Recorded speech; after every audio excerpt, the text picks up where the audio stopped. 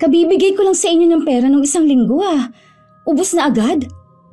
Pasensya ka na anak ha. Nagkasakit kasi yung anak ng Kuya Joel mo. Kaya naman naibigay ko muna yung pera pang pa-check up ng anak niya. Ano ba yung si Kuya Joel? Lagi na lang may problema. Sinusubok lang talaga sila ng panahon. Hindi naman sa lahat ng oras laging ganun ang sitwasyon nila Hindi naman kasi niya kayang magpamilya, nag-asawa agad. Tapos, sunod-sunod pa ang anak niya. Dapat kahit papano may ipon sila para sa ganyang emergency. Wala namang may gusto na magkasakit ang bata maiintindihan mo rin yun kapag nagkaroon ka na ng sarili mong pamilya. Kaya minsan, ayoko na lang umuwi dito sa bahay Puro na lang problema ang sumasalubong sa akin Kung wala kang pambigay ngayon, ayos lang naman yun anak. Pwede ba yun? Hindi ko naman kayo matitiis Pero sana naman, unahin niyo muna mga kailangan niyo. Hayaan niyo si Kuya. Nasanay na kasing laging nakatakbo sa inyo kapag may kailangan sila ng pamilya niya. Cherry, kapatid mo pa rin siya. Alam mo naman na hindi ko rin matitiis. Nahihirapan din po ako, Tay. Kayo lang naman ang dapat mong suportahan pero pati si Kuya Kailangan ko na rin buhayin pati pamilya niya. Sinabihan ko na rin naman siya nung nakaraan.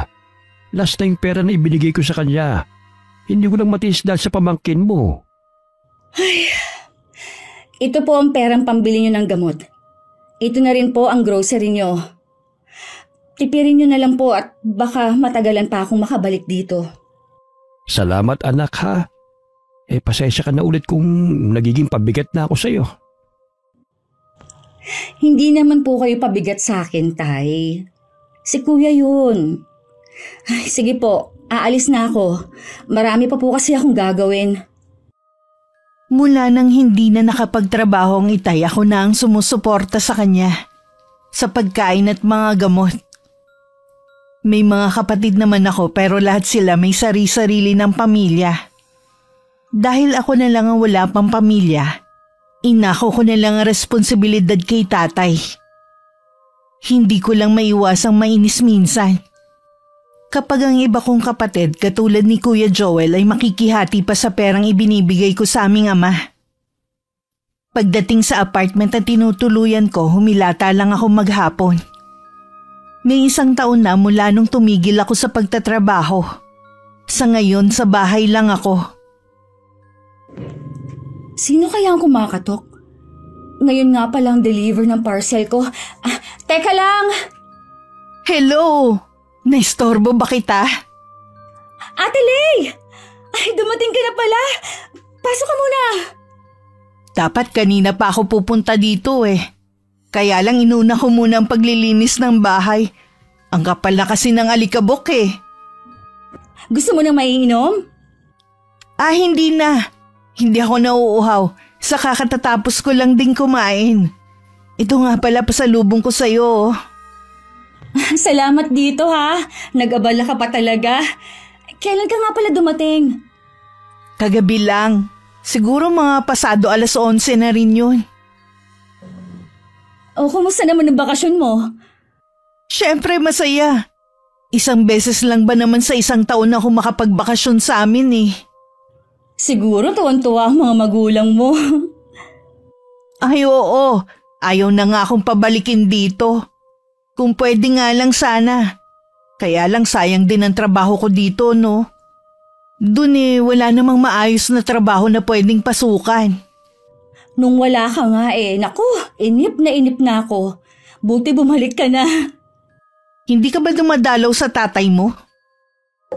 Dumalaw naman, kaya lang ayokong magtagal doon dahil sa mga kapatid ko. Tuwing nakikita ako akala napakarami kong pera. Yun nga lang, ikaw lang kasi ang nakakaluwag sa inyo Gusto ko na sanang ilayo ang itay doon. Kaya lang ayaw naman niya. Matanda na rin kasi ang itay mo. Siyempre mas gusto na nasa bahay ka lang niya tumira. Ang kaso mo nga, araw-araw naman siyang pinepeste ng mga kapatid ko. Lalo na si Kuya Joel. Naturingang panganay, siya pa ang pabigat sa pamilya. Huwag na nga natin pag-usapan ng pamilya mo. Nasisira na naman ang mood mo Magkwento ka na lang sa mga naging bakasyon mo. Ang saya. Ang daming ganap. Sayang ayaw mo kasing sumama sa akin eh. Alam mo naman ang dahilan ko eh.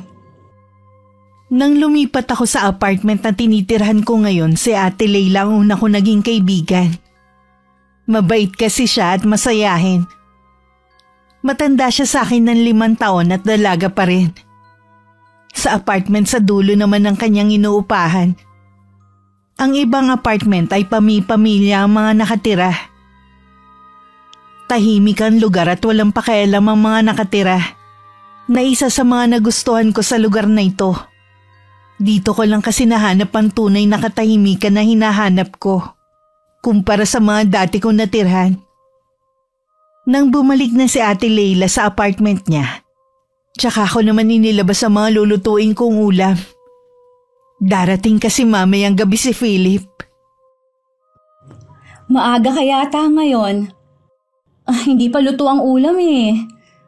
Ayos lang. Hindi pa naman ako nagugutom eh. Ito nga pala pasalubong ko. Wow! Favorite ko! Kaya nga binili ko yan eh. Alam ko matutuwa ka. Salamat ha. Kaya lang, baka naman tumaba na ako nito. Ngayon ka lang naman ulit kakain ng cake eh. Sa bagay nga, tsaka kapag wala ka dito, hindi naman ako masyadong nagkakakain. Baka naman pinababayaan mo ng sarili mo niyan ha? Hindi naman. Ayoko lang kasi na tumaba ako. Lalo't nandito lang ako sa bahay. Mamaya nga pala, magpapamasaya ako sa'yo. Ang sakit kasi ng likod ko eh. Oo ba? Ay, oo nga pala. Hindi ka na ba inaaway ng misis mo? Wala nang binantaan ko siyang iiwan.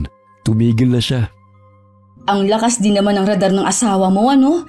Kahit wala siyang ebidensya na may babae ka, nararamdaman pa rin niya. Ganun naman yata kayong mga babae.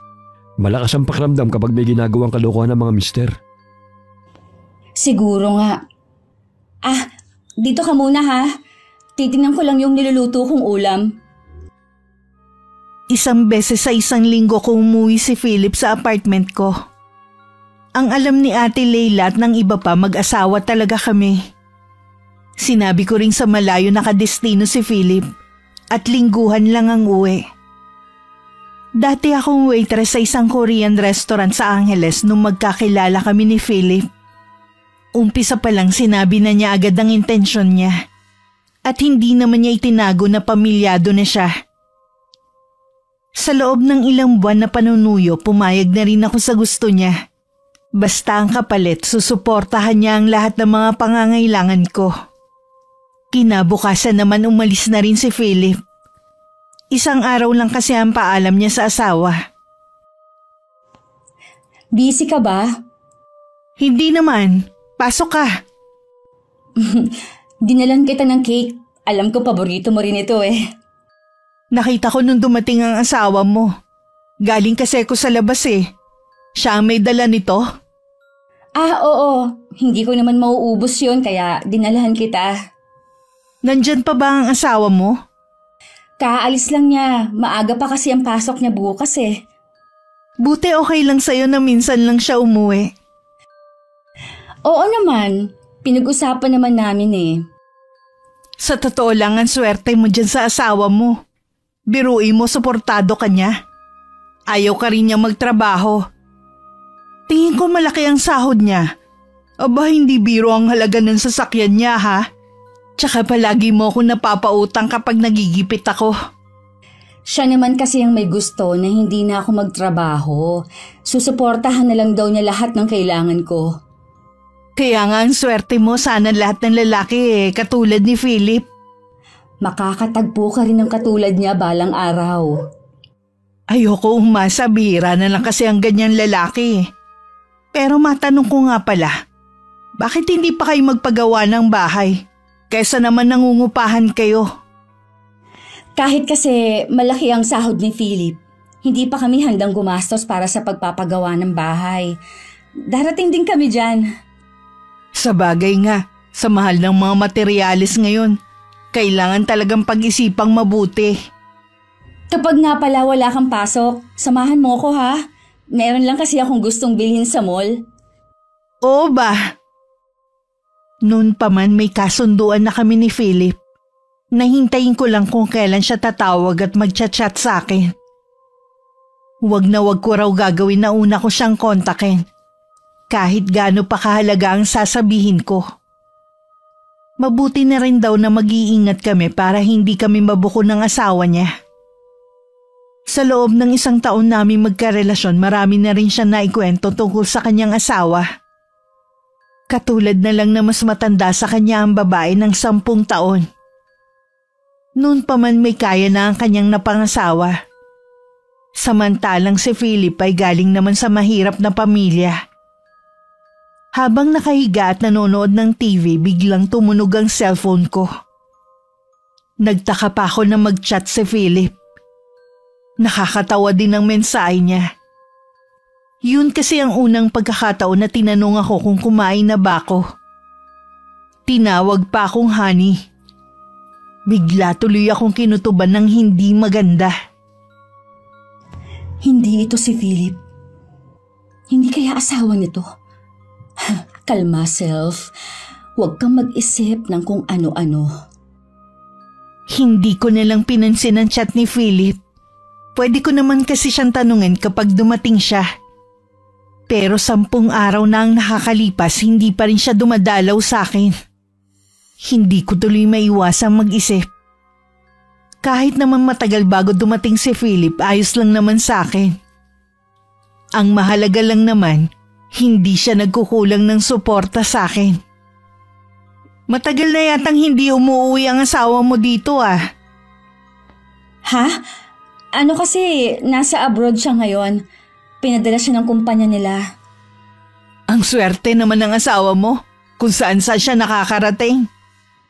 Oo nga eh. Siya nga pala, wag mong mamasamain ng pagtatanong ko ha. Wala ba kayong balak mag-anak? Ang totoo niyan kasi, wala kaming plano. Bakit naman? Sayang naman ang lahi ninyo ni Philip. Siguradong magaganda at gwapo ang magiging anak ninyo. Hindi kasi ako mahilig sa bata eh. Mga pamangkin ko nga, hindi ako malapit sa kanila eh. Ayoko kasi kapag umiiyak at yung amoy ng bata. Katulad ng suka, ihi at saka yung poops. Ew! Grabe ka naman. Ikaw lang ang kilala kong ganyan ng katwiran. Bakit? Ikaw ba gusto mo magbuntis? Oo naman. Sabi nga ng mga magulang ko ayos lang ko apo na lang ang iuwi ko sa amin. Kahit hindi na asawa. Basta ako, okay na kami ng ganito ni Philip. Masaya naman kami eh. Kung dyan naman kayo nagkakasundo, nasa inyo naman yun. Naitanong ko lang naman kasi. Bukas nga pala dadalaw ako sa tatay ko.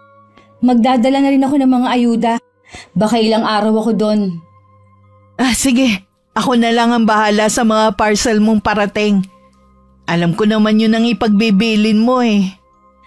Alam mo na talaga ha. Kinabukasan kumain lang ako ng agahan bago gumayak.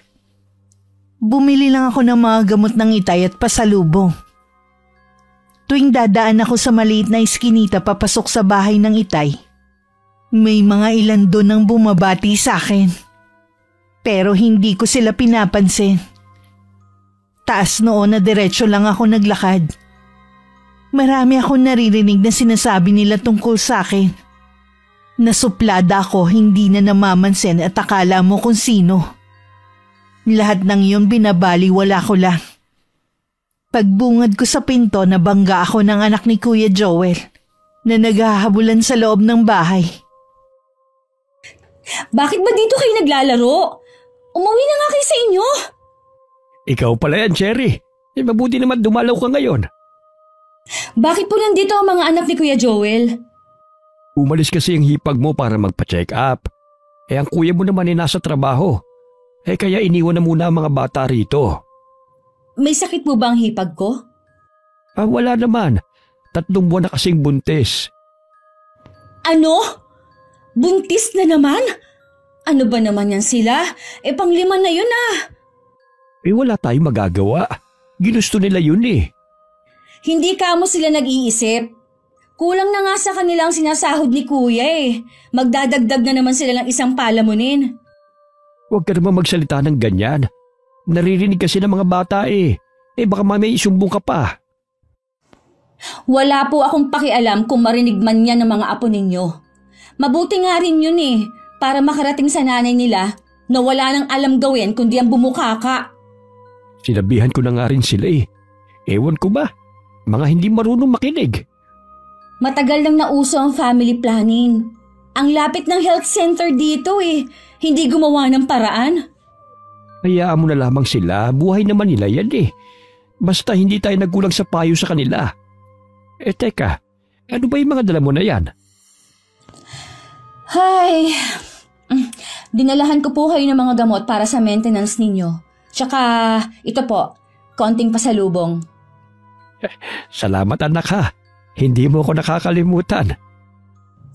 Sinabi ko naman po sa inyo. Ako na pong bahala sa inyo. Baka naman napapabayaan mo ng sarili mo ng dahil sa akin. Mukha po bang napapabayaan kong sarili ko?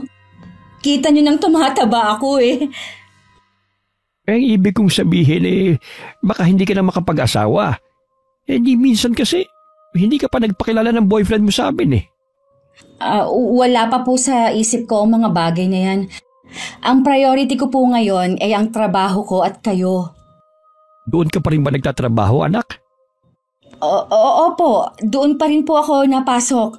Siya nga po pala, malinis po ba yung kwarto ko? Bala ko po kasing dito muna matulog ngayong gabi, baka bukas na lang po ako umuwi sa apartment. Oo anak, lagi ko yung nililinis. Para kung sakaling ang umuwi ka rito. Magpapahinga lang po ako sandali. Huwag na po kayo magluto, magpapadeliver na lang po ako para maiba naman ang pagkain ninyo. Sige iha.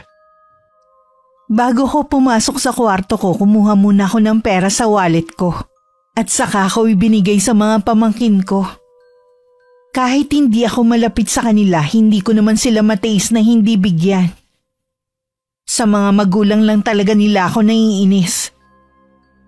Nakahiga lang ako sa kama habang hawak ang cellphone ko.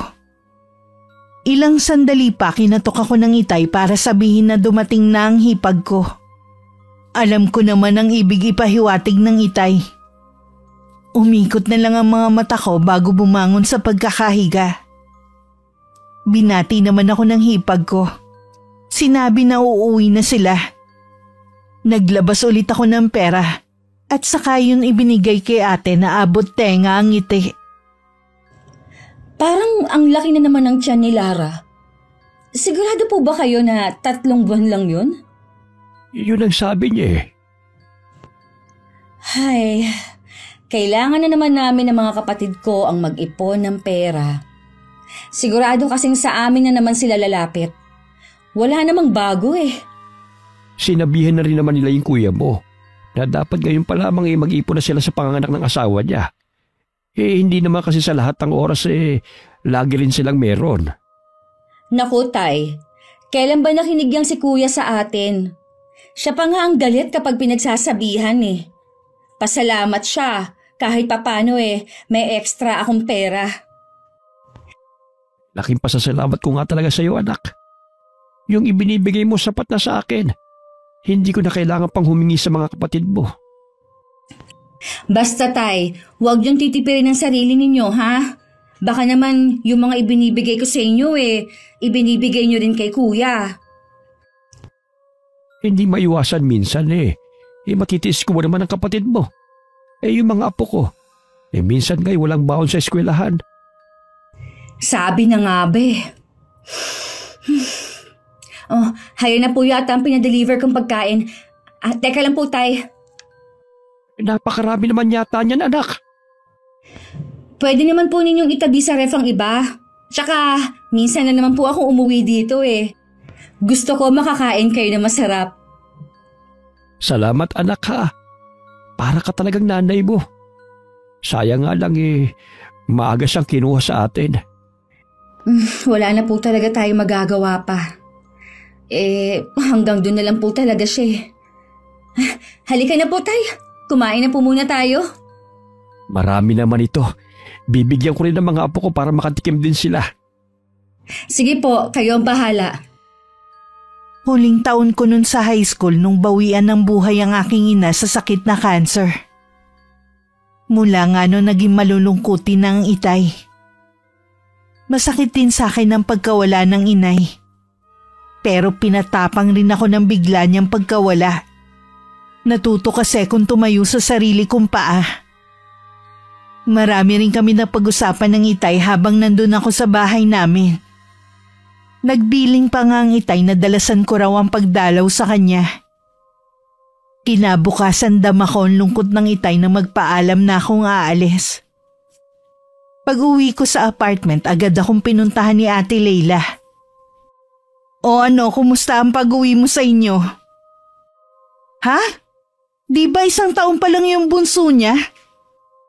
Kaya nga naiinis ako eh. Hindi ko rin naman matitiis kapag humingi na naman sila ng tulong kapag manganganak. Kailangan mo palang paghandaan na. Ay, hindi nga ako nag-aanak.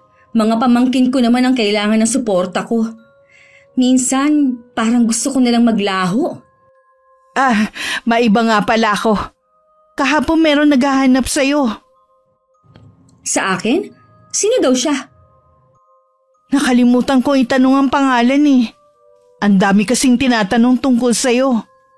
Nung malaman na wala ka at sinabi ko nga hindi ko alam kung kailan ang balik mo, umalis na rin. Ano ang itsura? Edad na pero maganda pa rin. Mukhang mayaman kasi ang daming ala sa katawan eh. Baka naman hindi akong hinahanap. Wala kasi akong kilalang ganyang tao. Alam mo, iba ang kutob ko sa babaeng yun.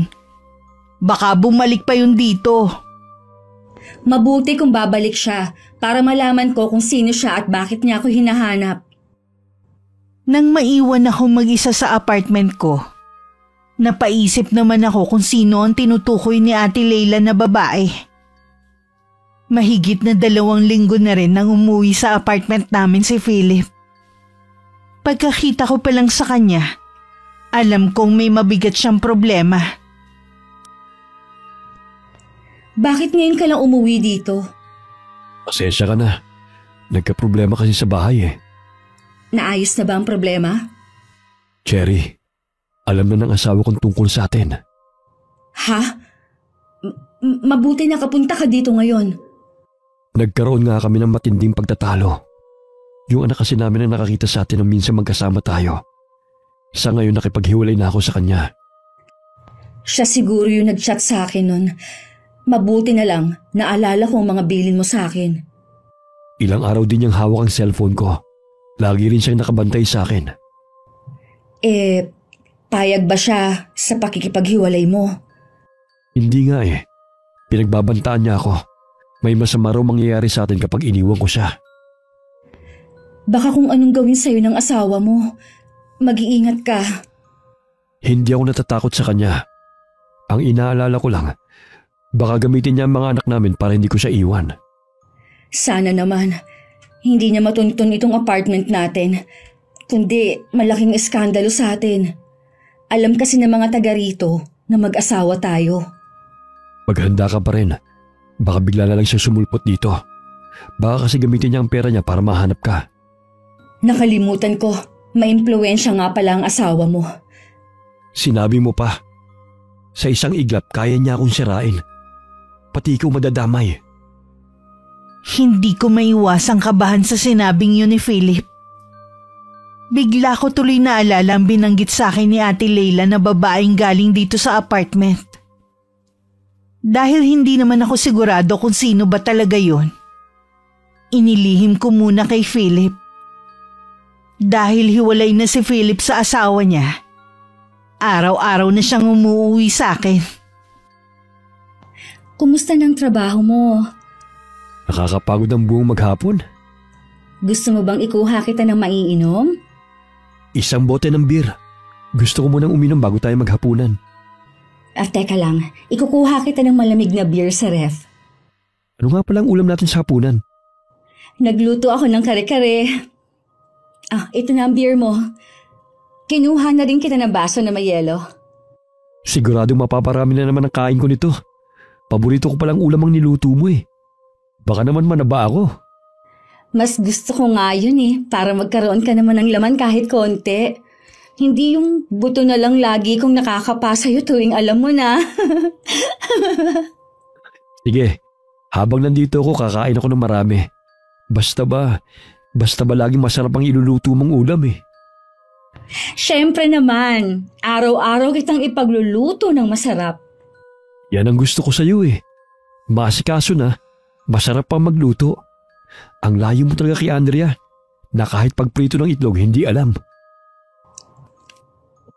Sabi mo nga, galing siya sa mayamang pamilya. Baka hindi lang siya sanay. Baka mula pagkabata laging nakaasa. Hindi katwiran yun para hindi siya matuto magluto. Aba, tumanda na lang siya ng gano'n na wala pa ring alam. Kung meron naman kayong kasambahay sa bahay, natural, mag-uutos na lang siya. Hindi nga talaga yun matututo. Iba pa rin kasi kapag inaasikaso ka, katulad mo. Ay, wag na nga natin pag-usapan ng tungkol sa asawa mo. Baka mawalan ka pa ng gana sa hapunan. Mabuti pa nga. Tatapusin ko lang itong iniinom ko. Tapos pwede na tayo maghapunan. May mga pagkakataon din na kumakain kami ni Philip sa labas. Maayos naman ang pagsasama namin sa apartment hanggang isang araw. Pag-uwi ko galing palengke, may isang babaeng naghihintay sa akin. Kakaiba ang kaba ko ng mga sandaling yun. Nagpalinga-linga muna ako sa paligid bago ko nilapitan ng babae. Mabuti na lang walang mga tao sa paligid. Kung sakali mang tama ang aking hinala, walang makakarinig sa pag-uusapan namin. Sino ka? Anong kailangan mo? Pwede bang sa loob tayo mag-usap? Huwag kang mag-alala, hindi ako masamang tao. Ako si Andrea, ang asawa ni Philip. Asawa ka ni Philip? Sige, pumasok ka. Salamat. Galing din ako dito nung isang araw. Wala ka. Sabi nga ng kapitbahay niyo, hindi niya alam kung kailan ang balik mo. Huwag ka nang magpaligoy-ligoy pa. Sabihin mo na ang sadya mo. Layuan mo ang asawa ko. Huwag mong sirain ang pamilyang binuo namin. Maawa ka sa anak namin. Huwag ako ang kausapin mo, kundi si Philip. Ilang beses na kami nag-usap pero hindi siya nakikinig. Kaya nga lumalapit ako sa'yo para pakiusapan ka. Bakit kasi hindi mo na lang tanggapin na ayaw na sa'yo ng asawa mo? Kailanman hindi ko yung tatanggapin. Kaya ikaw dapat ang bumitiw para hindi ka makasira ng pamilya. Huwag ka sanang mag-ieskandalo dito. Umalis ka na at si Philip na lang ang kausapin mo. Ha! Ibang klase ka rin, no? O sadyang talagang ganyan kayong mga kabit? Lahat na ng kakapalan ng mukha nasa inyo na. Huwag mo kong insultuhin sa sarili kong bahay, ha? Hindi ko nakasalanan kung ipinagpalit ka ni Philip. Kahit sino siguro maging asawa mo, iiwan ka dahil sa ugaling meron ka. Marami sigurong paninira sa akin si Philip para makuha lang ang loob mo. Hindi mo ko lubusang kilala para paniwalaan na lang basta ang sinasabi ng asawa ko. Pinagbigyan na kita na makipag-usap, kaya umalis ka na. Aalis ako pero babalikan kita. Hindi ako papayag na tuluyan mong sirain ang pamilya namin. Hindi mo ko kilala, babae. Hindi mo rin ako kilala, kaya wag mo kong pagbabantaan. Oo naman, kilala ko ang mga katulad mo. Kaya ka nga pumayag maging kabit lang. Ang kabit na ito ang higit na nakakalamang sa'yo. Maaaring mayaman ka, pero mas bata, maganda at sariwa ako kesa sa'yo. Kahit gaano ka pa kayaman, hindi ka magmumukhang bata na katulad ko. Tingnan natin kung hanggang saan niyang pinagmamalaki mong ganda at kabataan. Laging legal na asawa pa rin ang nagwawagi sa bandang huli. Nagpupuyos ang kalooban ko sa galit nang makalis ang asawa ni Philip. Nakikita ko sa mga mata niya ang matinding galit. Pero hindi man lang siya nagwala o sumigaw. Agad ko ring tinawagan si Philip para ipaalam ang pagpunta ng asawa niya sa apartment. Binilinan niya ako na wag nang lumabas, baka bumalik pa raw si Andrea. Naging kainip-inip sa akin na maghapon ng paghihintay. Gustong-gusto ko na kasing kausapin si Philip. Gabi na rin nung dumating siya. Noon lang daw kasi natapos ang meeting nila. Anong sinabi niya sa'yo? Gusto niyang layuan kita. Huwag ko daw sirain ang pamilya ninyo. Hindi niya talaga matanggap na hiwalay na kami. Paano kung bumalik ulit siya dito? Umuwi ka muna kaya sa inyo. Kilala ko si Andrea. Hindi ganun titigilan. Ano? Bakit ako uuwi eh? Dito nga ako nakatira. Kilala ko nga si Andrea. Mukha lang siyang kalmado pero halimang ugali ng babaeng yun. Pues, hindi ako papayag na sirain niya ang buhay ko. Pwede ba makinig ka muna sa akin? Umuwi ka na muna kahit na ilang araw lang sa inyo. Kakausapin ko ulit siya na tumigil na sa panggugulo sa atin. Kung uuwi ako sa amin, saan ka titira? Uuwian ko muna ang pamilya ko. Bakit pa? Makikipagbalikan ka ba sa asawa mo? Wala yun sa plano ko. Gusto ko lang makipag-usap alang-alang sa mga anak namin. Sige, umuwi ka sa pamilya mo. Basta wag mo lang kakalimutan ang sustento mo. Alam ko yun. Huwag ka mag-alala. Nang umalis si Philip, hindi agad ako umuwi sa amin. Sigurado kasing hihingan ako ng pera ng kapatid ko. Ayoko naman kasing mamihasa na lang sila sa kakahingi sa akin. At isa pa, gusto ko ring makaipon. Dahil pangarap kong magnegosyo. Ngayong alam na ng asawa ni Philip ang tungkol sa amin, maaaring marami ang magbago. Sa huli, nagpasya ako na manatili na lang sa apartment ko. Hoy, may problema ka bang hindi sinasabi? Bakit mo naman naitanong? Halata kasi sa mukha mo eh. Tungkol ba sa pamilya mo? Hindi sila ang pinoproblema ko. Nag-away ba kayo ni Philip? Hindi kami nag-aaway noon kahit kailan. Eh anong problema mo? Masyadong komplikado. Mahirap ipaliwanag eh. May kinalaman ba yung babaeng naging bisita mo nung isang araw? Yung kasi ang naghahanap sa'yo nun eh. Nakita mo siya? Nung paalis na siya, nagkasabay kami sa paglabas kaya alam kong nagkausap na kayo. Ay, sa totoo lang, ikaw lang ang itinuturing kong kaibigan. Alam ko kasi na hindi ka katulad ng iba. Kaya sana, kapag may nalaman ka tungkol sa akin, hindi pa rin magbabago ang pagtingin mo sa akin. Meron pa ba akong hindi alam sa'yo? Meron pa. Pero ayoko na munang pag-usapan. Sige, ikaw ang bahala. Basta kung kailangan mo nang makakausap, nandito lang ako, ha? Ngumiti lang ako kay Ate Leila. Kahit kasi malapit na kami sa isa't isa, mahirap pa rin magtiwala basta-basta. Baka mahusgahan agad niya ako. Nang mga sumunod na araw, hindi na nagpupunta si Philip. Minsan nakausap ko siya. Sinabi niya na inaayos na nila ng asawa ang kanilang pagsasama. Huwag daw ako mag-alala. Kahit hindi na kami magkita, susuportahan pa rin niya ang mga pangangailangan ko. Dun lang gumanda ang mood ko. Tumawag din ng araw na yun ng Itay at sinabi kong maaari akong umuwi sa amin.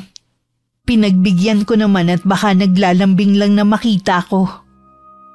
Pagdating ko nga nadatnan ko ang Itay na seryosong naghihintay sa akin. Nagmano ko at saka humalik sa kanyang pisngi. Dinalhan ko po kayo ng pasalubong. Sana hindi ka na lang nag-abala pa. Alam niyo naman po na hindi pwedeng wala akong pasalubong sa inyo eh. Sabihin mo nga sa akin, Cherry. Saan ka ngayon nagtatrabaho? Doon pa rin po sa dati. Matagal ka nang wala roon. Galing ang kuya mo doon nung isang araw. Sinabi ng mga dati mong kasamahan na may 1 taon ka nang umalis. Pasensya na po, Tay, kung hindi ko nabanggit sa inyo. Saan ka ngayon nagtatrabaho? Sagutin mong tinatanong ko. Sa isang Korean restaurant pa rin po. Mas di hamak nga lang na mas malaki ang sahod ko at nakukuha kong tip sa mga customer. Bigla kasi ako nag-alala nang sabihin yun ng kapatid mo. Baka ako napapariwara ka na, hindi ko pa alam. Lalo't laging malaki ang binibigay mong pera sa akin. Tay naman! Marangal po ang trabaho ko. Wala po akong ginagawang masama. Kung ano man po ang naririnig niyo sa akin, huwag niyo na lang po silang pansinin. Oo naman anak. Pagpasensyahan mo na rin ang tatay ha. Sobrang nag-aalala kasi ako sa iyo eh. Ikaw pa naman ang bunso ng pamilya. Huwag po kayo masyadong mag-alala sa akin. Baka mamaya makasama pa yan sa kalusugan niyo. Hindi na anak. Basta dalasan mo lang pag-uwi dito sa atin. Para kahit papano'y nasusubaybayan pa rin kita. Opo, Tay. Tsaka binilihan ko po pala kayo ng bagong cellphone. Napansin ko po kasi na basag na yung luma ninyong ginagamit. Please lang, Tay, ha? Huwag niyo yan ibibigay kay Kuya Joel. Hayaan niyo siya magpundar ng sarili niyang gamit. Ang ganda anak. Madali lang ba itong gamitin? Oo naman po. Para lang din yan nung una mong ginagamit. Salamat anak. Iingatan ko ito. Kung ano po ang makakapagpasaya sa inyo, ibibigay ko po. Doon na rin ako natulog sa bahay namin. Ang Itay naman dahil excited sa bago niyang cellphone, hindi ko na makausap. Kinabukasan nagpaalam na rin akong aalis na. Habang naglalakad ako sa makipot na iskinita, may mga nagpaparinig na naman sa akin. Hindi ko maiwasang lingunin ng isang alin na kilala ko lang sa mukha. Dahil sa sinabi niyang kabit lang naman ako. Matalim ko siyang tinitigan na umiwas na lang naman ang tingin sa akin. Nang makauwi ako sa apartment, hindi pa man ako nakakapagbihis. May kumakatok na agad sa may pinto. Sa pag-aakalang si Ate Leila yon, binuksan ko agad yon. Ikaw? Ano na naman ang ginagawa mo dito? Hindi mo ba talaga titigilan ng asawa ko, ha? Di ba umuwi na siya sa inyo? Ano pa bang ikinagagalit mo, ha? Akala mo yata hindi ko alam na tuloy pa rin ang pagsustento sa'yo ng asawa ko. Ang kapal ng mukha mo. Kung tuloy pa rin naman ang pagbibigay ni Philip, wala ka na doon. Di ba? Si Philip lang naman ang gusto mo, ha? Oh, umuwi na siya sa bahay ninyo. Kaya kung ako sa'yo, patahimikin mo na ako. Ibang klase ka rin talaga, no? Sa kakapalan ng mukha, sa kakatihan, at sa pagiging mukha mong pera. Wala talagang tatalo sa'yo. Nasabi mo na lahat. Pwede bang umalis ka na?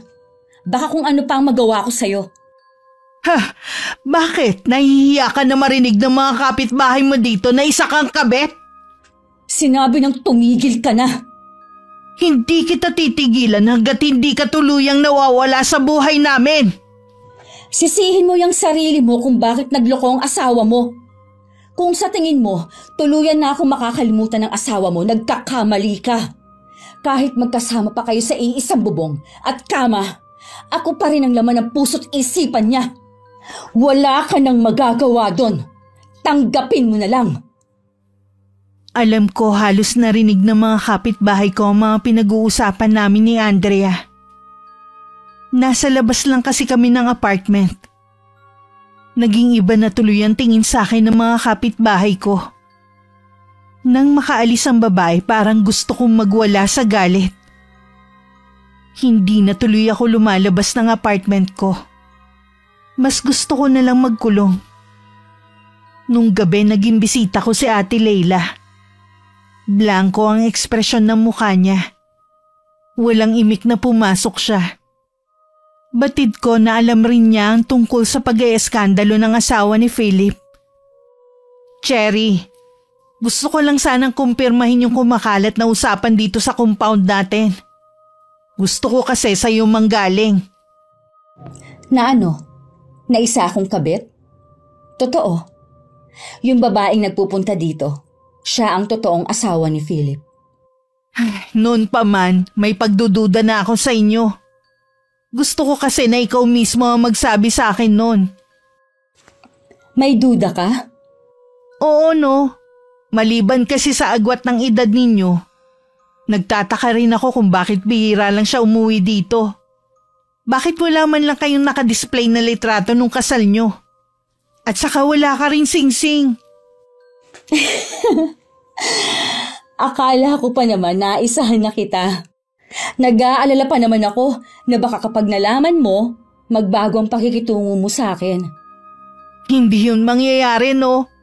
Isa sa mga dahilan ko, malaki ang utang na loob ko sa'yo.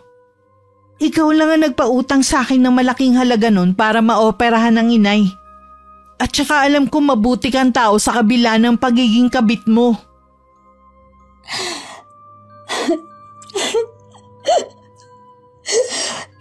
Hindi ko naman ginusto na maging kabit ako eh. Kaya lang, sino ba naman ang may ayaw ng maginhawang buhay, di ba? Matagal na akong naghihintay na may magkagustong mayaman. Kaya lang, ang pangkabit lang yata ang papel ko. Mahal mo ba si Philip?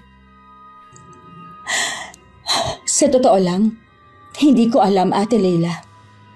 Mula kasi nung iwan ako ng una kong boyfriend na pinag-alayan ko ng lahat sa akin, hindi ko na alam kung marunong pa ba akong magmahal. Sa tingin ko hindi ka titigilan ng asawa ni Philip. Baka higit pa dun ang gawin niya sa'yo. Alam ko na hindi ako pababayaan ni Philip. May usapan kami na hindi niya ako iiwan sa ere. Kaya kung sakali man, napiliin niya ang pamilya niya sa huli, tuloy pa rin ang pagsuporta niya sa akin. Alam mo, isa sa mga nagustuhan kong ugali mo yung pagiging prangka mo. Hindi ka nagkukunwari.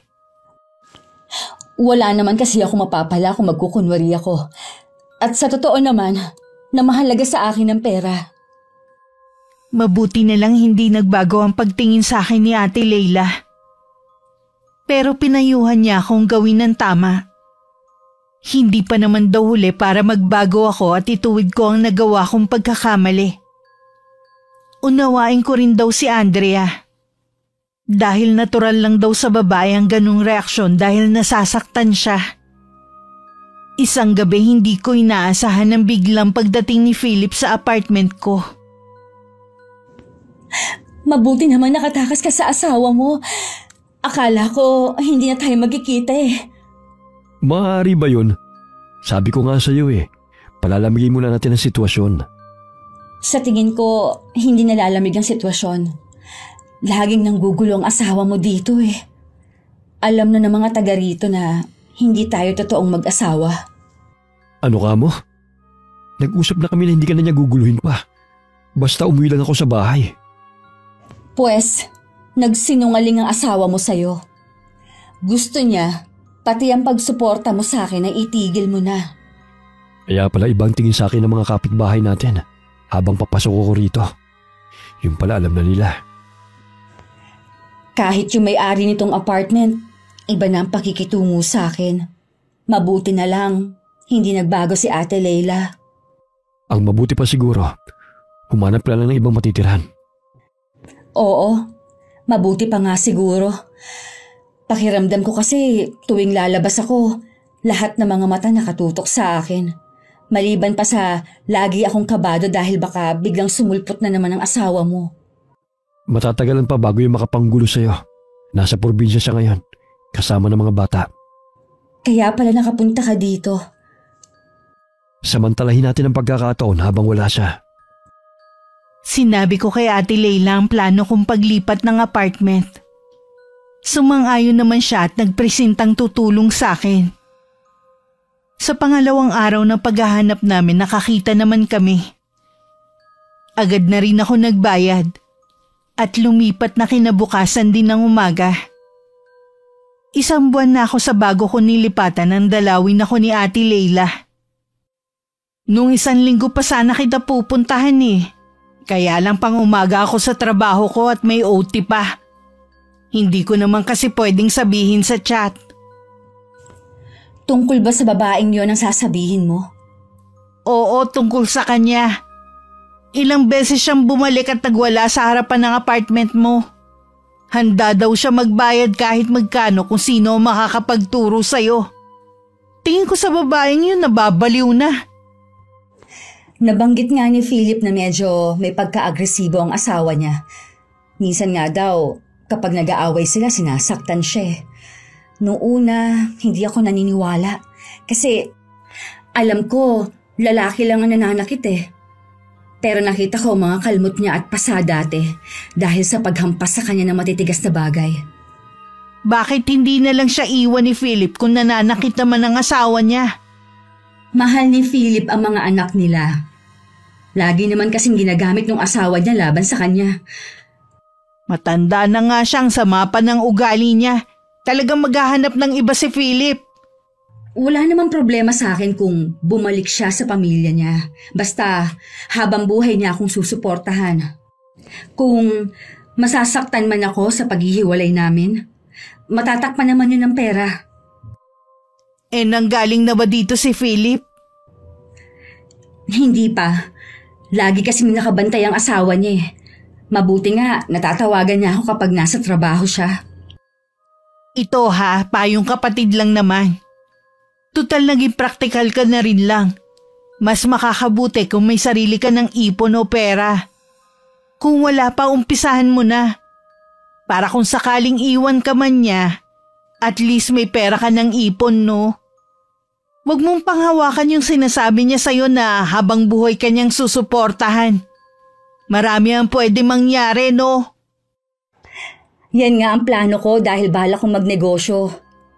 Maganda yung plano mo na magnegosyo kaysa magtrabaho ka. Salamat sa'yo, Ate Leila ha.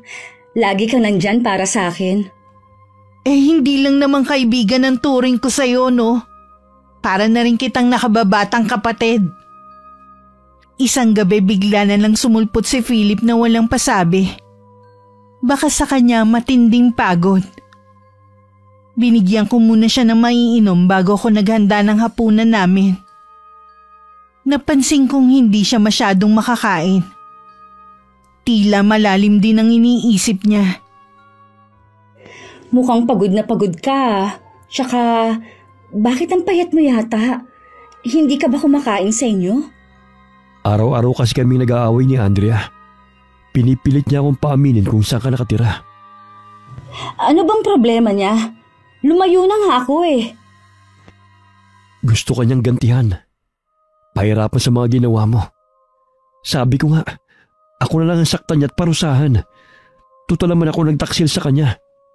Sabi niya, pareho niya tayong parurusahan. Gusto ko na talaga makipaghiwalay sa kanya. Para kasi siyang nawawala na sa sariling katinuan. Mabuti pang ang hiwalayan mo na lang siya. Dito ka na lang umuwi. Sana nga ganun kadali eh. Tuwing pinaplano ko kasi na umalis at iwan siya, umiiyak ang mga anak namin. Nakikiusap na wag ko silang iwanan. Ginagamit pa niya talaga ang mga anak niyo ha? Kukuha lang ako ng tiyempo para makumbinsi yung mga anak namin na hindi na talaga kami pwede magsama ng mama nila. Sabihan mo lang ako. Lagi naman ako naghihintay sa'yo. Halika na. Mamasahihin kita para ma-relax ka naman. Nang nasa loob na kami ng kwarto, nagubad na siya ng pangitaas niya. Kinuha ko naman ng langis na ginagamit ko tuwing minamasahe ko siya. Pagharap ko sa kanya, nakadapa na siya sa higaan. Nagulat ako sa mga marka ng latigo sa kanyang likod. Ano yung mga marka sa likod mo? Ang asawa mo ba ang may gawa niyan? Anong marka? Parang latay ng latigo ang itsura. Hindi ko alam. Kaya siguro ilang araw nang masakit ang buong katawan ko. Hindi mo ba alam ang nangyayari sa katawan mo? Hindi eh. Ang mabuti pa, patingnan mo sa doktor yan. Bukas na lang siguro. Sige na. Masahihin mo na lang ako para masarap ang tulog ko mamaya. Yun na ang huling araw na nakapunta si Philip sa bahay. Tumatawag naman siya para kumustahin ako lagi. Minsan tumawag siya sa akin, masaya siya habang sinasabi na pumayag na ang kanyang mga anak na maghiwalay na sila ng kanyang asawa. Basta lang daw lagi siyang naroon sa mga mahahalagang okasyon sa magkapatid. Inaasahan ko na isa sa mga araw na darating lilipat na si Philip at magkakasama na kami. Noon ko lang napagtanto na mahal ko na rin pala siya. Nagising ako ng hating gabi sa tawag ni Philip. Pupungas-pungas pa ako na sinagot ko yun. Napansin kong tila may kakaiba sa boses niya. May problema? Bakit ganyan ang boses mo? Makinig ka sa akin, Cherry. Naglagay ako ng malaking halaga sa bank account mo. Gamitin mo sa magandang bagay. Patawarin mo ko. Hindi ko na matutupad ang pangako ko. Teka lang. Ano bang sinasabi mo? Hindi kita maintindihan. Wala na akong oras para magpaliwanag. Baka hindi na tayo magkita pa. Magkaganon man. Kahit mawala man ako sa buhay mo, susuportahan pa rin kita. Pwede bang pumunta ka dito? Hindi tayo magkakaintindihan eh. Mag-usap tayo ng personal. Hindi ko na yung magagawa pa. Mag-iingat ka, Cherry. Salamat at naging bahagi ka ng buhay ko. Teka lang! Philip? Hello? Hello? Tuluyan na nawala ang antok ko pagkatapos na naging pag-uusap namin ni Philip. Hinintay ko na lang mag-umaga. Nagpunta na lang ako sa may kusina at nagtimpla ng kape. Habang humihigop ng kape, binalikan ko sa isip ang pag-uusap naming dalawa. Bakit pakiramdam ko na parang nagpapaalam na si Philip? Imposible naman na nakipagbalikan siya sa asawa niya. Ay, bahala na. Tatawagan ko na lang siya. Makailang ulit ko nga tinawagan ng cellphone ni Philip. Pero puro ring lang ang naririnig ko. Hindi ko tuloy maiwasan na kabahan. Naalala ko rin ang sinabi niya na naglagay siya ng malaking halaga sa bank account ko. Nagpunta ako ng araw na yun sa bangko. At nakumpirma ko nga na totoo ang sinasabi niya. 2 linggo na ang nakakalipas ng i-deposit yun ni Philip. Pagdating sa bahay, muli kong tinawagan ng cellphone niya. Pero hindi pa rin niya sinasagot. Kinabukasan muli kong inulit ang pagtawag ko. Muntik na akong mapasigaw nang marinig ang isang boses ng isang babae. Tinanong ng nasa kabilang linya kung kaibigan ako ng kanyang ama. Ang sumunod na sinabi ng nasa kabilang linya ay parang bomba sa pandinig ko. Inatake raw sa puso si Philip at patay na raw ito. Hindi ko na naalala kung paano ako nakapagpaalam sa kausap ko.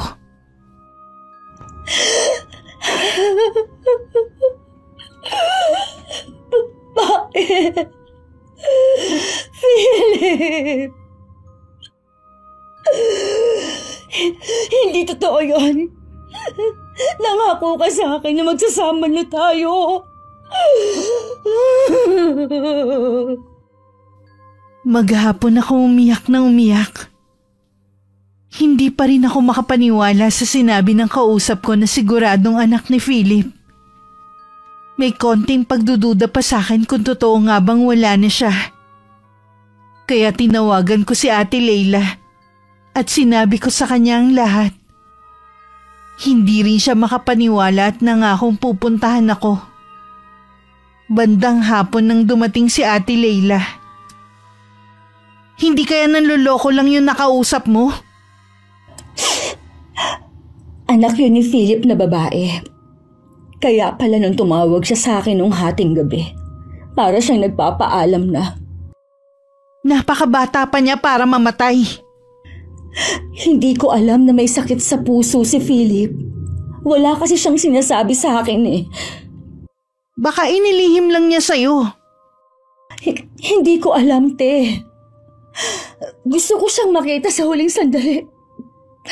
Samahan mo naman ako, Ate Leila. Ha? Paano kung makita ka ng asawa niya? Baka ipahiya ka pa niya sa maraming tao. Wala akong pakialam. Ang gusto ko lang naman, makita si Philip sa huling sandali. Huminahon ka lang. Sige, sasamahan na kita. Alam mo ba kung saan ang bahay ni Philip? Oo, alam ko ang address. Pinuntahan nga namin ang address ng bahay ni Philip. Pagdating doon, kasambahay lang ang inabutan namin.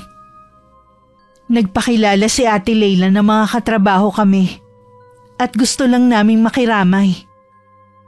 Sinabi ng batang kasambahay na inuwi sa probinsya ang labi ni Philip.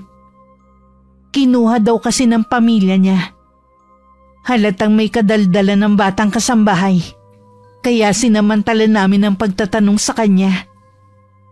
Hindi raw alam nito kung inatake ang amo.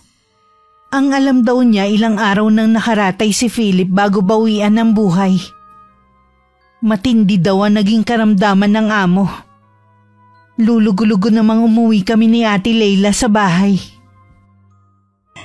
Maaaring may sakit na siya noon pa. Kaya pala ang payat niya nung huli kami nagkita.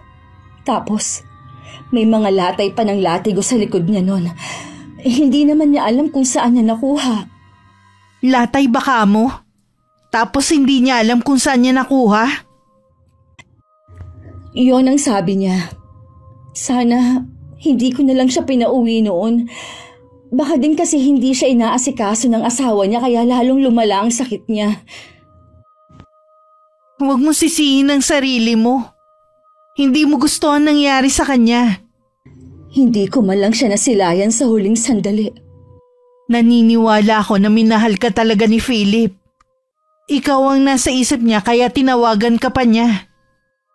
Hindi ko man lang naamin sa kanya na mahal ko na rin siya. Maaaring hindi talaga kayo ang nakalaan sa isa't isa. Ang hirap lang kasing tanggapin na sa ganun siya nawala. Muli na naman ako napahagulgol.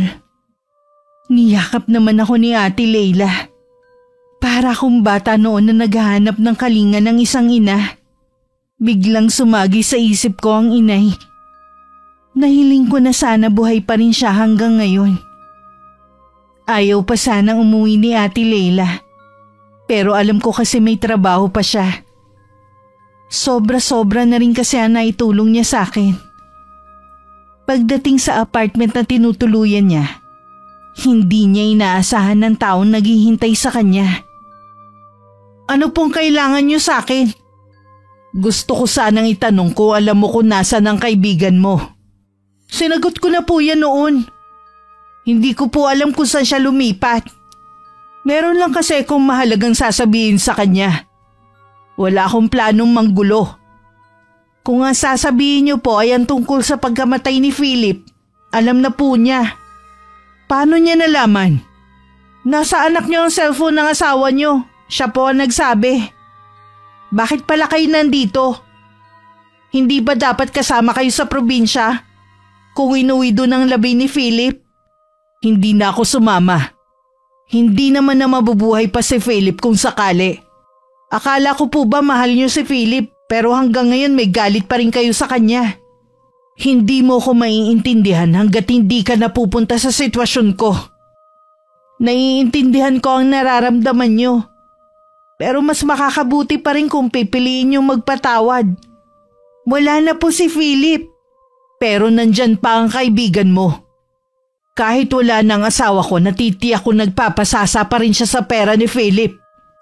Kung totoo man po, irespeto na lang natin ang desisyon ng asawa niyo. Tsak naman po na masigit kayong mapera kay Cherry. Nasasabi mo yan kasi kaibigan ka ng babaeng yun. Pasensya na po kayo ha. May pasok pa kasi ko eh. Kailangan ko na po kasi maghanda. Sabihin mo muna sa akin kung saan nakatira ang kaibigan mo. Tigilan niyo na po kasi ang kaibigan ko. Wala na ang tao nag-uugnay sa inyo. Pero ang sakit na ibinigay niya sa akin nandito pa sa puso ko. Sana po magawa niyo ng patawarin ng kaibigan ko. Yun lang naman po ang paraan para mawala ang sakit sa puso niyo. Hindi! Hindi ko siya patatawarin. Ipaparanas ko sa kanya ang sakit na ginawa niya. Natatakot na pumasok na lang sa loob ng apartment si Ate Leila. Bigla na lang kasing nanlisik ang mga mata ng babae. Nang makapasok siya, sinilip pa niya sa bintana ang babae kung naroon pa. Ngunit naglalakad na yun palayo. Ay, ano ba yan? Unang kita ko pa lang talaga sa kanya, iba na ang pakiramdam ko. Naisip ko na umuwi na muna sa amin. Habang mag-isa kasi ko sa bahay na inuupahan ko, lalo lang ako nalulunod sa kalungkutan. Hindi rin ako makapag-isip ng maayos dahil laging laman ng isip ko si Philip. Nag-chat na lang ako kay Ate Leila na uuwi sa bahay namin. Doon na lang niya ako puntahan. Pagdating sa bahay namin, nagulat pa ang Itay sa bigla kong pagsulpot doon dala ang ilang gamit. Ayos ka lang ba, anak? Bakit parang mugto yata ang mga mata mo? Saka ko na lang po sasabihin. Pwede po bang dumito muna ako? Oo naman. Gusto kong bumalik ka na rito eh. Pag-iisipan ko po tay kung dito na ba ako ulit titira. Kung ano man yung pinagdadaanan mo, nandito lamang ako. Opo, tay. Alam ko naman po yun. Kumain ka na ba? Wala po akong ganang kumain. Kahit wala kang gana, kumain ka pa rin. Baka mamaya magkasakit ka pa. Halika, sabayan mo na ako rito. Ano po bang niluto ninyong ulam? Nagluto ko ng munggo at pritong galunggong. Sige po, tay. Sasaluhan ko na kayo. Hindi ko alam na mapaparami ang kain ko. Namiss ko rin ang ganong pagkain. Simple pero masarap. Mula nang maging kabit ako ni Philip at maranasan ang marangyang buhay, ang mga simpleng pagkain na kinakain ko noon ay hindi ko na niluluto. Puro lang kasi ako kain sa labas. O di kaya o-order na lang ng pagkain. Hindi ko tuloy maiwasang mamiss ang dating buhay na meron ako. Mahirap pero hindi naman kasing komplikado ng buhay na pinili ko. Nung gabing nakahiga na ako sa kwarto ko, nagpasya na ako na bumalik na sa bahay na yon para makasama ko na rin ang Itay. Dumalaw rin sa akin si Ate Leila. At sinabi ko sa kanya naging pasya ko. Alam mo, sa tingin ko yan ang pinakamagandang desisyon na gagawin mo. Kailan ka maghahakot? Baka sa 1 linggo na lang. Sabihan mo lang ako para matulungan kita, ha? Oo nga pala, muntik ko na makalimutan. Pumunta na naman doon ang asawa ni Philip. Pilit niyang inaalam sa akin kung saan ka nakatira. Ay, ano pa ba ang gusto niya sa akin? Patay naman na si Philip eh. Tingin ko gusto ka lang niyang gantihan dahil sa sakit ng kalooban na ibinigay mo sa kanya. Makipagkita kaya ako sa kanya. Tapos humingi ng kapatawaran. Baka yun lang ang makakapagpatahimik sa kanya. Sa palagay ko hindi magandang ideya yan. Basta may kakaiba sa babaeng yun. Hindi ko maipaliwanag. Mas mabuting iwasan mo na lang siya. Baka lang kasi mabawasan yung galit niya sa akin. Tsaka mo na lang siguro gawin yan. Makinig ka na lang sa akin. Sige na nga. Madalas naman tama ang mga kutob mo. Bakit ba kanina mo pa kinakamot yung pisngi mo? May kumagat kasing lamok eh. Mula kanina hindi na mawala-wala yung kate. Tigilan mo na, baka magkasugat pa. Sige ka, baka mamaya pumangit pa ang kutis mo. Mahapdi at makirot ang nararamdaman ko sa mukha ko. Ilang beses na rin ako naghilamos, pero hindi pa rin talaga nawawala ang pangangate. Magdamag tuloy akong hindi nakatulog. Mabigat din ang nararamdaman ko sa mukha ko. Kahit nakakaramdam pa ng antok, bumangon na ako. Naabutan ko ang Itay papasok ng bahay. May dala din siyang supot ng pandesal. Ano nangyari sa mukha mo? Bakit namumula yata? Hindi ko pa nga po alam eh. Baka po dahil sa mga ginagamit ko sa muka. Patignan mo kaya sa doktor. Kapag hindi pa po mawala papacheck up ko na po ito. Mag-almusal ka muna. Eto, bumili ako ng pandesal. Gusto mo bang ipagluto kita ng pansit canton? Sige po, Tay. Mamaya nga pala pupunta rito mga pamangkin mo. Sana naman huwag kang maging masungit sa kanila, ha? Ang kukulit naman po kasi natural na yun sa mga bata. Ikaw na lamang ang magpasensya. Basta po, kapag nagpapahinga ako huwag silang maingay. Sige, oo, sasabihan ko sila mamaya. Sa nararamdaman ko sa mukha ko, iritable tuloy ako. Ilang beses ko ring nabulyawan ng mga pamangkin ko na naglalaro sa loob ng bahay. Ilang beses ko na kasing sinaway na wag maingay. Hindi naman sumusunod sa akin. Magsiuwi na nga kayo! Huwag na kayong babalik dito! Ang titigas ng ulo ninyo! Hindi kayo mapagsabihan! Paus na ako kakasaway sa inyo! Sige, umuwi na muna kayo mga apo sa bahay ninyo. Susunod na lamang ako sa inyo doon. Etong pera, bumili muna kayo ng merienda nyo. Buti naman umalis na mga yon. Ano bang nangyayari sa'yo? Pati mga batay sinisigawan mo. Ang iingay kasi. Takbo dito, takbo doon. Hindi mga masaway. Sabi ko nga sa'yo, ganun talaga mga bata. Pagpasensyahan mo na lamang. Tay.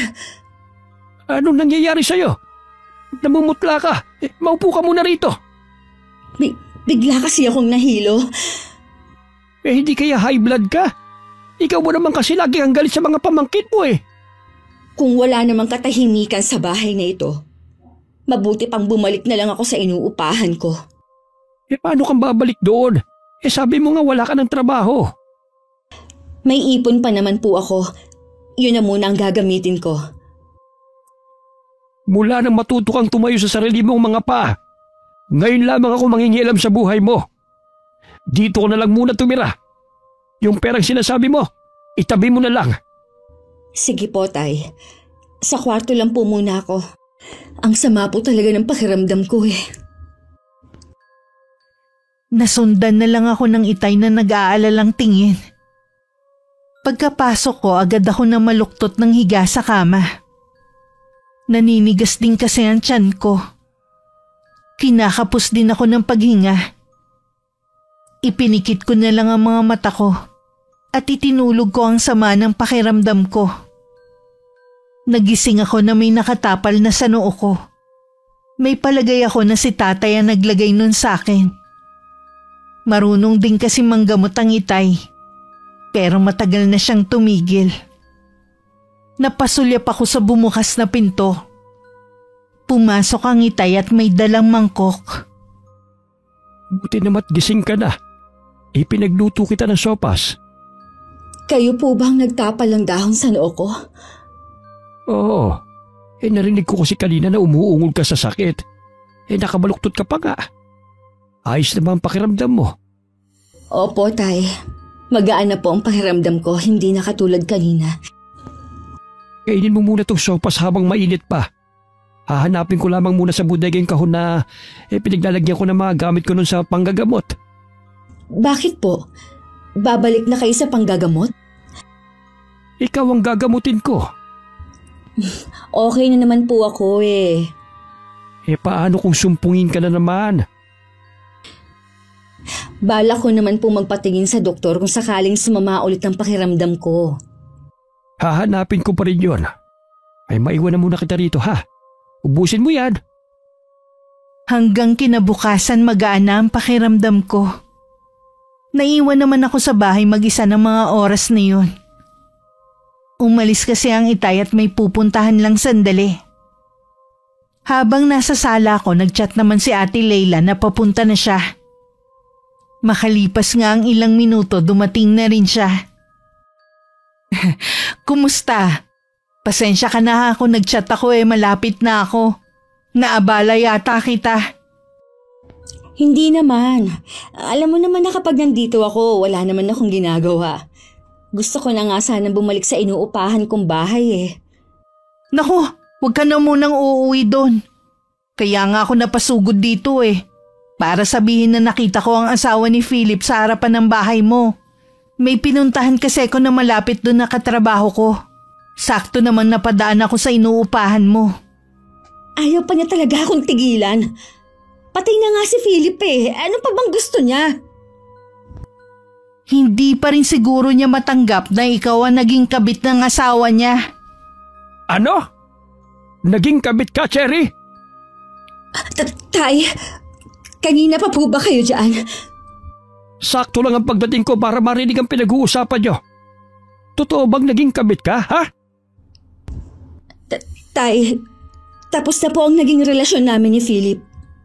Naging kabit ka nga. Kahit natapos na ang relasyon niyo. Paano mo nagawang manira ng isang pamilya, Cherry? Para kang mauubusan ng lalaki. Tay, hindi ka namin pinalaki ng inay mo para maging kabit lamang ng kung sino. Ganun ba kababa ang tingin mo sa sarili mo? Para pumayag lang sa gusto ng lalaking yon? Inaamin ko po, nagkamali ako. Pinagsisisihan ko na po yun, Tay. Nagsisisi ka na dahil may nasira ka ng pamilya, ganun ba? Sa tingin mo kayo natutuwa ang nanay mo sa ginawa mo?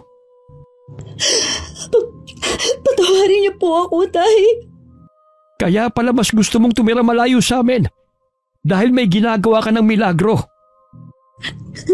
Tao lang naman po ako, nagkakamali. Huwag mong idahilan na tao ka lamang kaya ka nagkakamali. Pwede mo namang piliin ang tama. Pero ginusto mo ring makasira ng relasyon. Gusto ko na pong ituwid ang mga mali kong ginawa.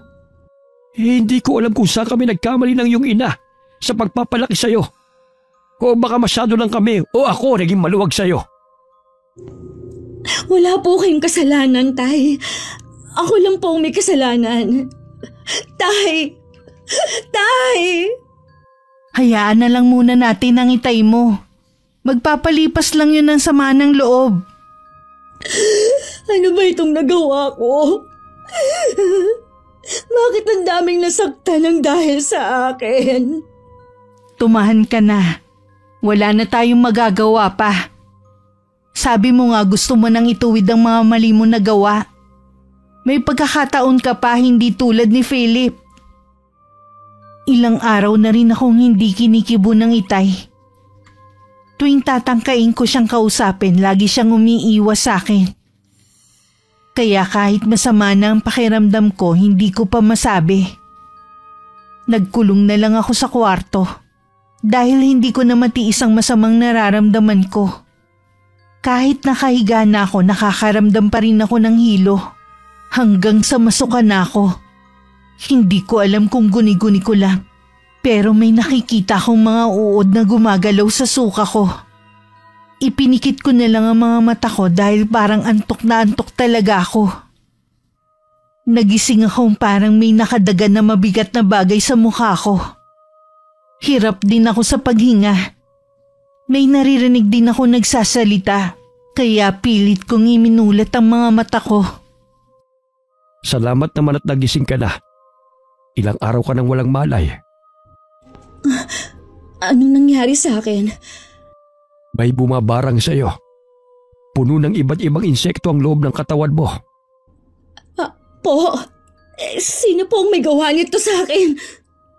May palagay akong si Andrea ang may kagagawa nito sa'yo. Kinuwento ko din sa tatay mo yung nakita mong latay kay Philip noon. Tingin niya nauna ng barangin si Philip bago ikaw. Wala namang pwedeng gumawa nito sa inyo kundi ang babaeng yun Kaya pala kakaiba ang nararamdaman ko sa kanya. Ayoko pong mamatay.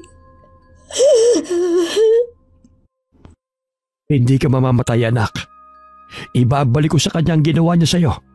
Oras na hindi siya makipagkasundo. Kahit na matanda na ako, hindi pa rin nabawasan ang kapangyarihang taglay ko sa panggagamot. Pakibantayan muna ang anak ko, Leila. May gagawin lamang ako sa labas. Sige po, Mang Pancho. Leila, parang may gumagalaw sa mukha ko. Pwede mo bang iabot sa akin ang salamin? Sa tingin ko makakabuti kung hindi mo nalang titingnan. Bakit hindi? Ano bang meron sa mukha ko? Cherry. Nakikiusap ako, te. Sige, kukunin ko na. Hindi ko napigilan na mapatili na makita ko ang mukha ko sa salamin. Kahit ako nandiri sa itsura ko. Kasing laki na halos ng mata ko ang mga uod na gumagalaw sa mukha ko. Nanginginig ang kamay ko na nabitiwan ko ang bilog na salamin. Ano nangyari sa mukha ko? Tanggalin mo ang mga uod sa mukha ko! Para mo nang awa! Huminahon ka, Cherry! Paano akong hihinahon kung may mga uod sa mukha ko? Hindi kasi yan matatanggal basta-basta. Ginagamot ka naman ng tatay mo. Bakit nangyayari sa akin ito? Hindi naman ako ganun kasamang tao. Alam ko naman yun. Alam ko mahirap pero wag mo nalang pansinin ng gumagalaw sa mukha mo. Ginagawa naman lahat ng tatay mo para gumaling ka. Nakatulugan ko ang walang tigil na pag-iyak. Awang-awa naman sa akin si Ate Leila. Nilapitan naman ako ng Itay para bigyan ng panlunas para kahit papano maibsan ang nararamdaman kong sakit. Sinubukan ko makipag-ugnayan sa taong gumagawa nito sa anak ko. Pero masyado siyang matigas. Ano pong gagawin natin, Mang Pancho? Hirap na po si Cherry. Alam po natin na nagkamali siya. Pero hindi naman yata tamang danasin niya ang ganitong pagdurusa. Gusto ko ring sisihin ang sarili ko. Hindi ko nagabayan ng tama ang anak ko. Alam ko po na naging mabuti kayong ama kay Cherry. Binigyan ko na ng palugit ang taong bumabarang sa anak ko. Pero nagmamatigas siya. Tingin ko po hindi niya kayang magpatawad. Nagawa nga niyang barangin ng asawa niya si Cherry pa kaya.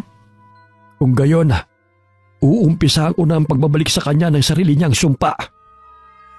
Sa harapan ng mga nakasinding kandila umusal ng mga salita ang Itay. Natanging siya lamang ang nakakabatid ng tunay na kahulugan. Walang kapaguran at marubdob din ng bawat salita na kanyang binibigkas. Nang mga oras na yun may malay na ako. Nasa tabi ko rin si Ate Leila na hawak pa ang aking kamay. Patindi rin ng patindi ang nararamdamang sakit ng katawan ko. Parang may gustong lumabas sa katawan ko. Pinilit ko na labanan at magdasal sa isip.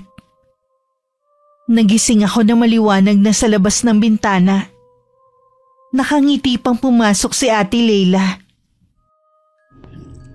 Leila, pwede mo bang iabot sa akin ang salamin? Ito. Wala na ang sugat ko sa mukha at yung mga naglalakihang mga uod. Magaling ka na. Natalo ni Mang Pancho ang barang ni Andrea. Akala ko talaga hindi ko malalampasan na nangyari sa akin eh. Bilib nga ako sa tapang mo eh. Kayo nang Itay ang dahilan kung bakit nalampasan ko ang pangyayaring ito sa buhay ko. Nang araw ding yun nagpasama ko kay Ate Leila sa bahay ni Andrea. Gusto ko kasing makausap ang babae. Pagdating sa gate nakita namin na palabas siya. Nagulat pa siya na makita kami. Bigla rin siyang nagtakip ng mukha na tila merong itinatago. Anong ginagawa niyo rito? Hindi ako pumunta dito para makipag-away. Hindi rin ako galit sa ginawa mo. Kung gano'n anong kailangan niyo?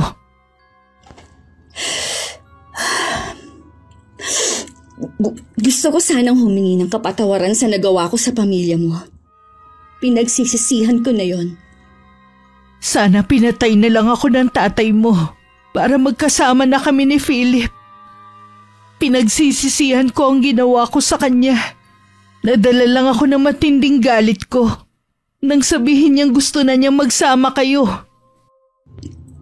Pareho lang nating dadalin habang buhay ang mga nagawa nating kasalanan. Pero naniniwala ako na pinatawad na tayo ng Panginoon.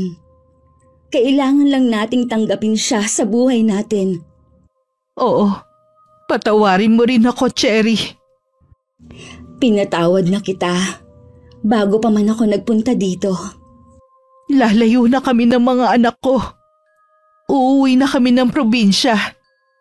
Doon namin gustong magbagong buhay. Mag-iingat kayo. Sana mahanap ninyo doon ang kapayapaan sa puso't isipan ninyo. Magaan ang pakiramdam kong umuwi ng bahay. Nagpapasalamat ako dahil sa wakas nagkaayos na kami ni Andrea. Ang Itay na lang ang kailangan kong kausapin ng masinsinan. Alam kong may tampo pa rin siya sa akin. Tay, patawarin po ninyo ako. Alam mong hindi kita kayang tiisin. Sapat na sa akin na pinagsisisihan mo na ang ginawa mo at handa kang magbago. Salamat din po, Tay. Kayo ang dahilan kung bakit ako nandito sa mundong ito. Utang kong muli sa inyo ang pangalawang buhay na meron ako ngayon. Lahat ay gagawin ko para sa inyong mga anak ko. Naiiyak ako na payakap na lang kay Itay. Binago ko na rin ang ugali ko pagdating sa mga kapatid ko. Hindi na ako nagagalit sa kanila. Lalo na kay Kuya Joel tuwing humihingi siya ng pera sa akin. Binigyan ko rin ng puhunan para makapagtinda ang hipag ko sa harapan ng bahay nila. Hindi na rin ako masungit sa mga pamangkin ko at naging malapit na rin ako sa kanila. Nang matapos ang kontrata ni Ate Leila sa trabaho niya, nagtayo na lang kami ng sarili naming negosyo. Masasabi ko na maswerte pa rin ako na nabigyan ng pangalawang pagkakataon sa buhay. Hindi ko sasayangin ito para gumawa ng mabuti sa kapwa. Paulit-ulit pa rin ako humihingi ng kapatawaran sa akin na gawang pagkakamali. Alam kong nasaan man si Philip. Masaya na siya sa kinaroroonan niya. Wakas,